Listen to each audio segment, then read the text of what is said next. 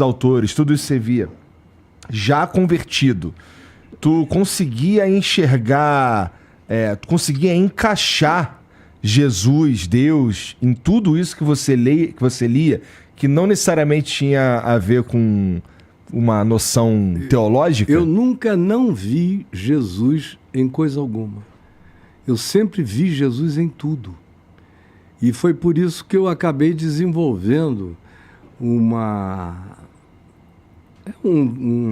teorema hermenêutico de interpretação. Eu vi você conversando com Pondé e vocês falam bastante sobre isso. Sobre Jesus, a chave hermenêutica. Isso. Porque eu comecei a olhar a vida a partir de Jesus. Jesus então, é o código, ele é a senha para o entendimento do mundo na tua visão. É mais do que a pedra filosofal, é mais do que o melhor encaixe. Sem Jesus, você pode compreender muita coisa, mas você não chega lá. E quando eu estou falando de Jesus, eu estou falando do Cristo. Porque Jesus é o Cristo que se encarnou há 2000 anos atrás. Mas o Cristo é eterno. O Cristo é aquele que gerou, vamos supor que o Big Bang seja verdade. Tá.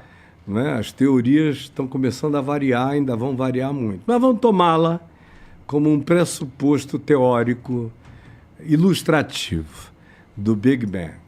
Então, Jesus é Deus morrendo. O universo é criado pela morte de Deus em Cristo. Como Paulo diz, Pedro diz, João diz, que o Cordeiro, o Cristo de Deus, foi imolado antes que houvesse cosmos. Isso é extraordinário. Antes que houvesse átomo, antes que houvesse qualquer coisa. Isso é difícil de caber na minha mente, para ser sincero. Na mente de qualquer um. Isso é absolutamente chocante. Que a gente Bom, vamos lá. A minha percepção de mundo, ela é amarrada pelas leis da física, pelas coisas que a ciência nos diz, pelas teorias, como a do Big Bang e tudo mais. Então a gente pressupõe, por exemplo, o tempo, a gente pressupõe espaço, a gente pressupõe um monte de coisa, gravidade, que tem a ver com a física e tal. Você falar pra mim que Deus é algo que é desde antes, desde sempre, e esse sempre é sempre, mas tipo, antes do Big Bang, pra mim em qualquer perspectiva pela qual você veja, você vai se encurralar no mesmo lugar. Por exemplo, a gente está aqui, é Vila Prudente, né? São Paulo, Brasil, América do Sul, América Latina, Ocidente, Sul do planeta Terra, Sistema Solar, e aí você vai. Isso não foi difícil para eu compreender, eu tive um susto com essa percepção com 7 anos de idade, um susto que quase me engoliu vivo. Eu não sabia nem o que era aquilo, mas eu fui chupado, sugado por esse negócio, que está para além de toda lógica. E o que vem depois do que e o que é dentro do que, em relação ao que cada coisa é. É a pergunta da física até o dia de hoje. Foi a pergunta de Einstein, foi a pergunta do Stephen Hawking, é a pergunta dos físicos contemporâneos. Todo dia eles estão criando uma nova tentativa de teoria. Aí, por exemplo, espaço-tempo. Hoje em dia você já sabe da relatividade do espaço-tempo. Você sabe que o espaço-tempo podem ser dobrados.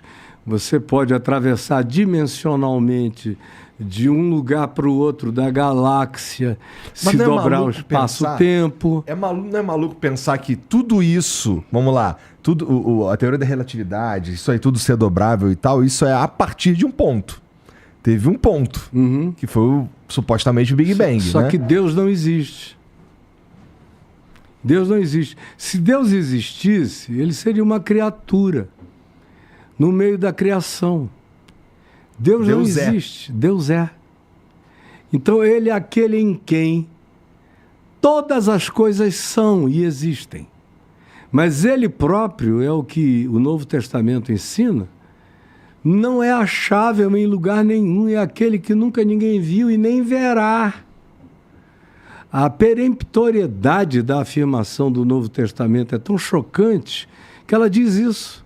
Ele é aquele que olhos nenhum jamais viram e nem verão. O único que revela a Deus é o unigênito do Pai, que é o Cristo eterno, que é a expressão dele para a criação, para aquilo que é criaturável em todas as dimensões. Mas até a nossa dimensão de espaço-tempo, hoje em dia já está em relatividade total. A gente sabe, a teoria das cordas já nos colocam na possibilidade de 9 planos dimensionais paralelos, que coincidentemente são os 9 planos que Paulo menciona no Novo Testamento também. Coincidentemente? Coincidentemente, 9 planos paralelos, de existências paralelas. Então, eu não tenho como não ver Jesus em tudo. Eu vejo e não me choco nada, os milagres de Jesus. O crente religioso, ele diz, não, Jesus tem poder porque ele andou sobre as águas. Meu Deus, ele andou sobre as águas porque ele é o criador de todos os fenômenos que existem em todas as dimensões, de tudo que se possa configurar como sendo criação. E aí o que ele dobra a gravidade, ele dobra o espaço-tempo. Para ele, aquilo não é um milagre, é milagre para Pedro, para Tiago, para João, para o Caio, para o Igor. Para ele é corriqueiro. Para ele, não. Jesus nunca violou nem lei nenhuma do que ele tenha criado, que o Cristo eterno criou. O apóstolo Paulo diz algo chocante, diz que nele tudo subsiste. Todas as coisas decorrem dele. E é interessante que João começa o evangelho dele, no tempo que ele estava morando lá em Éfeso, em Mileto, do lado de Éfeso, da Turquia atual, que era um centro acadêmico maravilhoso, de Tales de Mileto, que foi o primeiro filósofo naturalista, muito antes dos filósofos gregos clássicos. Foi o cara que surgiu com o conceito do átomo. Ele disse que o universo tinha seu sentido, sua razão de ser no Logos, que é o que João diz, no princípio era o Logos. E o Logos estava com Deus, e o Logos era Deus. Todas as coisas foram feitas por intermédio do Logos. E sem o Logos, nada do que foi feito se fez. Que na nossa tradução é o verbo, ou a palavra. Mas o Logos carrega um significado daquilo que intrinsecamente é a razão de ser de tudo que existe, sem o que nada existiria. Então não importa qual seja a dimensão para a qual você viaje, porque o espaço-tempo é uma das dimensõezinhas que a gente tem com gravidade, sensação de espaço-tempo, tudo isso. Mas a gente tem na Bíblia, e é pena que os cristãos não entendam a Bíblia para além da semântica de 4.000 anos atrás ou de 2.000 anos atrás, ficaram congelados na semântica de no mínimo 2.000 anos atrás, que é aquela que chama essas múltiplas criaturas bíblicas que aparecem em tudo, só chama de anjo, que significa mensageiro, carteiro, recadeiro. É um cara que vem de outra dimensão trazendo uma mensagem. Mas quando você vê as descrições daqueles caras, alguns têm aparência humanoide, outros não. Outros são olhos, são bolas cheias de olhos para dentro e para fora.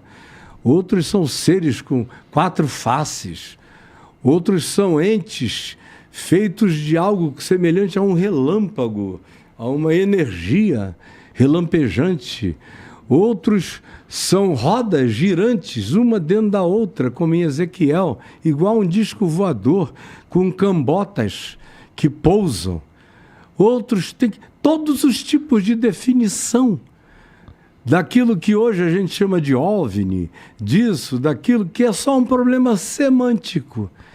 Aí os cristãos ficam chocados com os OVNIs. Não deveriam, porque a Bíblia está cheia de coisas não identificadas que ganharam o apelido de anjo, de arcanjo, de querubim, de serafim, de outros seres de outra natureza, de girantes, como lá em Ezequiel, ou de vigilantes. São nomenclaturas diferentes, humanas, condicionadas ao espaço-tempo. Aí você vai ver que era do mesmo modo que os persas chamavam. Você começa a ver a semelhança disso com uma antropologia universal, de modo que eu não sou alguém que pensa apenas com categorias bíblicas.